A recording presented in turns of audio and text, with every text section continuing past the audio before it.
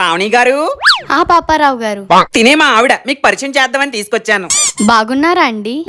నేను బాగున్నాను ఆంటీ. ఆంటీయా? అయ్యయ్యో, తప్పుగా అర్థం చేసుకోకండి. మా ఆవిడికి తెలుగు రాదు, బెంగాలీ అమ్మాయి. మిమ్మల్ని అండి అనబోయి ఆంటీ అనేసింది. అవునా? మీది కుక్క? మాదేనండి కుక్క.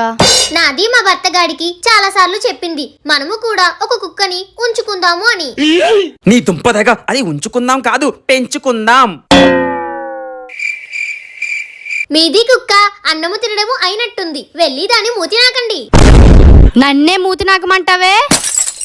భర్తగాడు. భర్తగాడు, క్షమించండి, మూతి కడగండి అనబోయి నాకండి అనేసింది. తెలుగు రాదు కదా, ఈ ఒక్కసారికి ఏమి అనకండే. అనాల్సిన తన్న కాదు, నిన్ను సంతలో దుంపలమ్ముకున్న మొహమోడా. నీ బాస నా భావాన్ని దెబ్బతీసింది. నువ్వెక్కడే తగలాడు.